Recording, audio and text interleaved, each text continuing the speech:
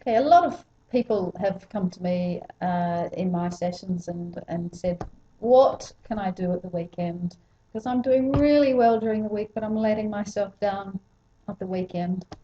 Have you And got any tips? it's always with a lot of fear in their eyes that they say that as well, because I just think that they think that the break in routine, it does put them into, oh my goodness, how am I going to cope with all this free time, or just the kids being around all the time, and different eating patterns. It is very, very daunting. So those emotions are things I think that we need to look at. We're going to take a little bit of time to sort of, go through a few things and hopefully give you a few structures that are going to make it easier and less scary I for you. think the very first thing is just to be prepared. I mean, don't be nervous about it from a couple of days of what am I going to do at the weekend? I know I'm Yeah. going to fall off the wagon. You just have to prepare. So think through and establish a routine for the weekend, even if it is sleeping in. That's fine. But you've got to still have that. What am I having for breakfast? And take your time. Okay, breakfast is well, certainly at the weekend, if you've got more time, I think it's an ideal time to have the grilled bacon and a poached egg and grilled Definitely. tomatoes and yeah, I mean, Experiment with things that you maybe wouldn't have that time. As you say, that's a great idea. I think you've really got to put yourself to number one as well, particularly if if you're a family and children and demands from, parents as well. It's so easy to lose yourself. You're going around to the parents in the afternoon. Oh my goodness, they're going to be making cakes. They're going to be saying to me, "So what's wrong with you? Are you on a diet?" And all of a sudden there's a pressure from that side of things. There are so many different elements that that the weekend brings that you just need to maybe pick two that that you have difficulty struggling with, whether or not it's going out with friends. There's going to be alcohol involved. There's going to be food involved. There's desserts. There's family lunch and Sunday. There's always going to be an apple pie with lots of cream and all the choices. So let's take one or two, whatever you feel is going to be the most challenging for you, and let's look at how we can make that something that's you're going to feel more confident gliding through, and it's going to be on a week-to-week just basis. yeah, I mean, with regard to the strategies for saying no, we'll touch on that a little bit later. But it is, it's empowering, just to be able to say no for the first time. No, thank you. That's, I've eaten, or just have something there ready. Just, in those circumstances, what you were saying. Yeah. With confidence. But, No, I'm not. A lot of times people find it a little difficult dealing with change themselves if they see that somebody's on a diet and they perhaps aren't. So there are going to be comments like, "Oh, are you on a diet? You're not eating that today?" That could be quite annoying, yeah. but it can also be quite intimidating.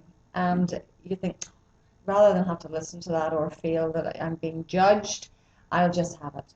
So this is a little step for yourself to say, as Sarah says, saying no assertively, not aggressively, but assertively. Yeah, I mean, there are lots of excuses that you could say. Obviously, you're on a healthy eating program. It's certainly not a diet. I really just don't like to use the word diet. No, you're But absolutely. you are watching what you eat and say it with confidence. Yeah, pick one thing though, pick one line, practice it. I think that's a good idea as well. Practice it in front of the mirror that you're saying it confidently. No, I'm really looking at making changes to my diet recently, and I feel like it's really working for me. So, not today, thanks. Yeah.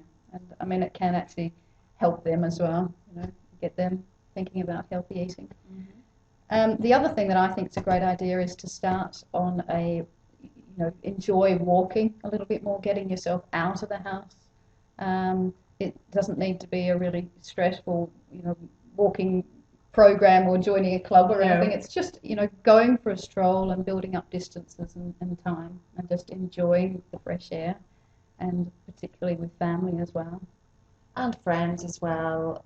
You can meet up with a friend, and at the beginning, if it's something that's new to your lifestyle, you make it a half an hour walk. If that's too much, make it 15 minutes. Tie it in with a coffee that you go to the coffee shop afterwards, except you're having a green tea, or you're not having, a latte with loads of milk.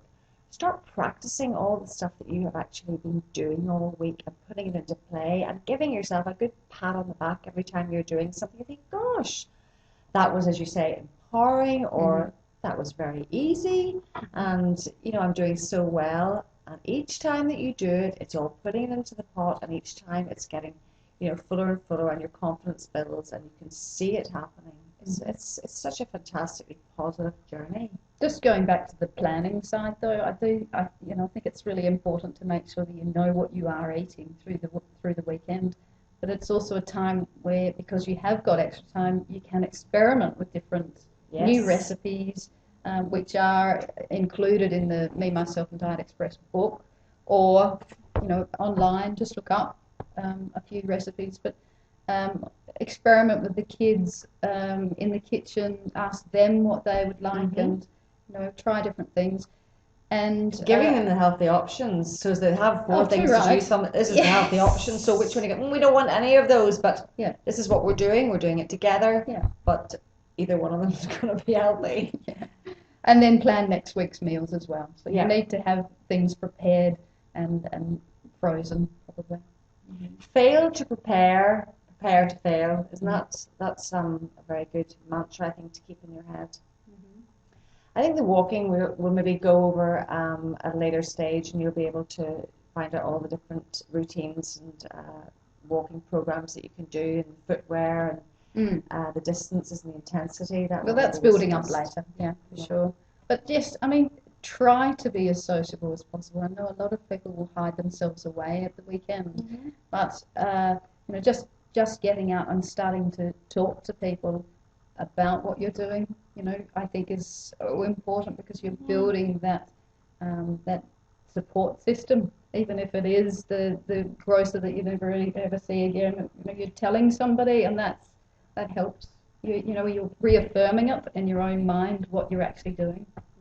And if you do, if it works for you to decide, I know that I'm going out this weekend, I don't really want to drink, I feel like I'm on a really positive road. Don't feel that you have to. This is about you and your journey.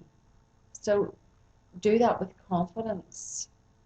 And as Sarah says, don't be scared to go out and socialise if you do, but try and make the social aspect something that you can sort of make positive choices with. Okay, so approach the weekend. You can do it. Be prepared. Keep yourself busy, and build a routine. I think that's it. Do you have any specific questions that you find that people are saying to you when it comes to the weekend that you think, oh my goodness, are there any ones that keep cropping up for you? Specifically about exercise or about food? Not really. But just generally overall it's all things that we've just all these things that we've just covered. It's the fact that they don't have that routine, and it's actually always going back to establishing that routine. Everybody certainly does more exercise at the weekend, which is fantastic. That's the time that they've got, particularly with other people, that they can do that, or family. Getting to the park and just enjoying kicking a ball with the family's great. So even though it is your journey, I think it is a great time to actually incorporate the rest of the family, as you say, into it in those small ways, whether it is cooking or going out to walk with your husband, or taking the time. Everybody's different, and that's it. You will find your own way, but just the preparation and trying different things is the most important thing.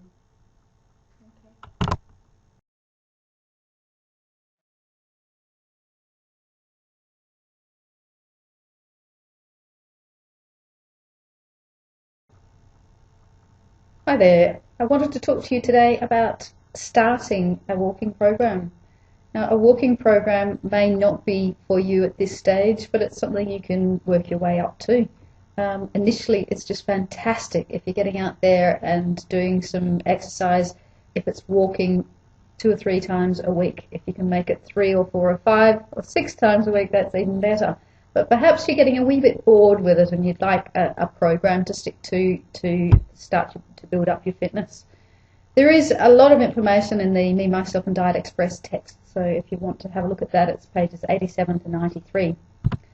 So it is a fantastic form of exercise, and it's available to everyone at no cost. So the more walking you do, the more important it becomes to do it right. If you end up with sore feet or back pain because you have poor posture or incorrect shoes, then it's not going to be good, and you'll potentially stop. So let's think about it. Here are some basics to help you get your walking workout nice and safe and effective. First of all, your posture. Stand as tall as you possibly can. Really extend through the spine. Point your feet forward.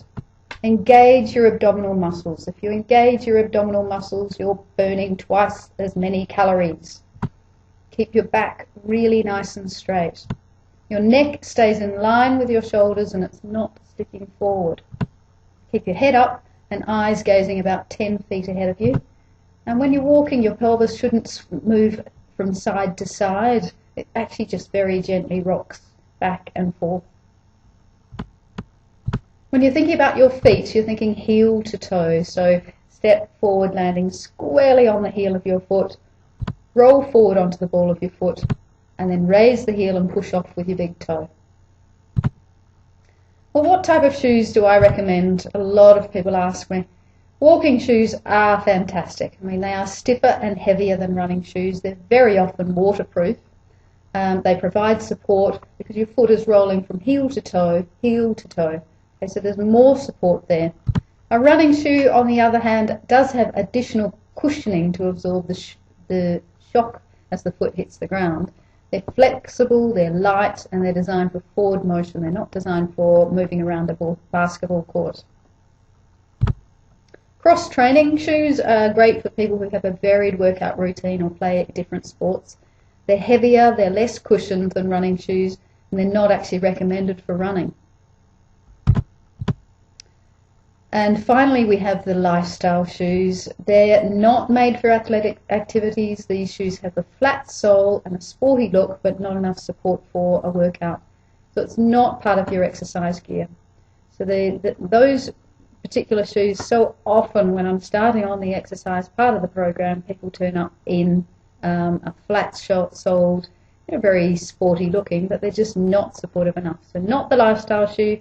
I think if you're starting on a walking program for the first time, you should get yourself either a good pair of walking shoes or a good pair of cross-training shoes, because that way you'll be able to do, cross-training means that you can do lots of activities in the same pair of shoes. So either one of those. If you're getting serious about running later, then you could go into a running shoe.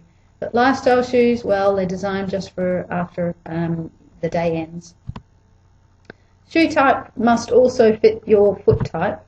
So for flat-footed people, they have low arches and tend to roll inward as you run or walk. So you need a shoe that offers more stability.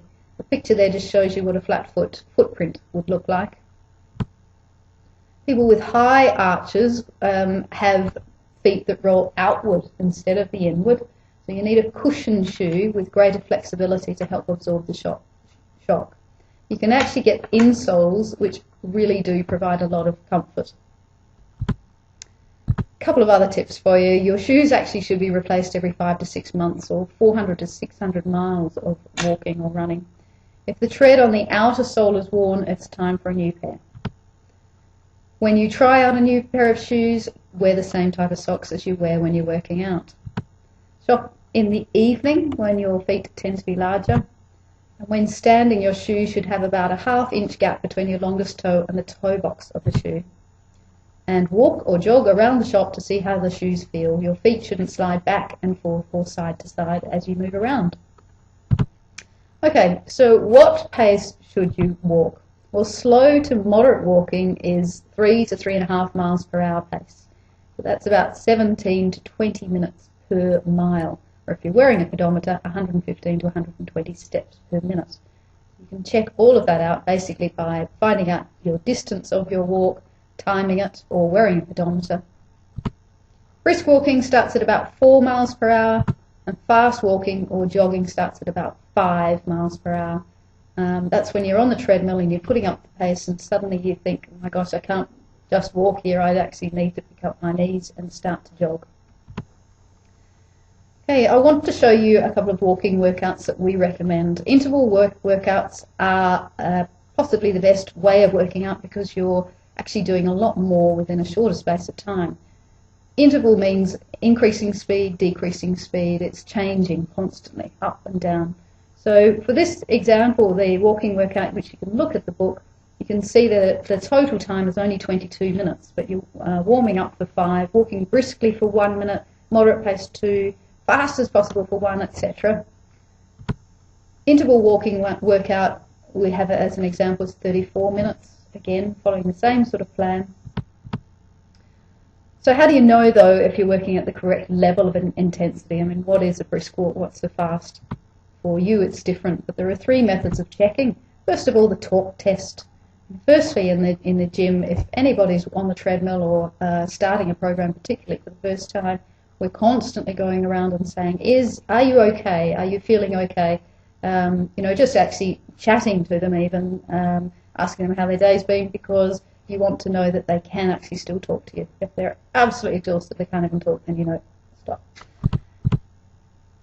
Secondly, the rate of perceived exertion, and this is what was referred to on the interval training programs there, but it starts at 1 at rest and goes up to 10. The area that you need to be working is probably somewhere in the middle, 5, 6, 7, and then recover down to at a 3 or 4. 5, 6, 7, and a 3 and a 4. So in that interval walking workout at an intermediate level, you can see there that the 3.5, that was a light to fairly light. You'll be doing that for 5 minutes, and then you're walking briskly at a 6.5, then a 5, then a 7. So you're back in the green zone there, 6.5, 5, and a 7. And then you're a 4 recovering for 2 minutes, and then so on all the way through for 34 minutes. The third method of checking how your intensity is your target heart rate. This is a bit complicated, but basically I just wanted to let you know what it is. Your target heart rate is actually a zone or a range that your heart rate should fall within to ensure that you're training aerobically and burning sufficient calories to improve your fitness. So a beginner or low fitness level would be working at about 50 to 60%. I'll give you an idea of what this means in a second, but intermediate would be 60 to 75%, and advanced would be 75 to 85%. So to work out your target heart rate, I think is a fantastic exercise. So first of all, calculate your maximum heart rate. Maximum heart rate is 220 minus your age for everyone. So everybody's different, obviously, different ages. So 220 minus your age. You're going to then multiply the result by one of those percentages. So depending on your fitness level, beginner, intermediate, or advanced. So as an example, a 40-year-old with average fitness, their maximum heart rate is 220 minus 40, so that's 180 beats per minute. That's where they would be almost exhausted. Say, for example, if you ran a 400-meter sprint, at the end you go, you can barely draw breath, so that's when your heart rate would be very, very high, 180, but you want to work at about 60 to 75% for average fitness. So somewhere between 108 beats per minute and 135 beats per minute. That's 60% of 80, 75, sorry, 60% of 180 and 75% of 180. Okay, so somewhere between 108 and 135 beats per minute. I hope that gave you enough information to start on a walking program, but you can always refer to the book for more information. Okay, thank you very much.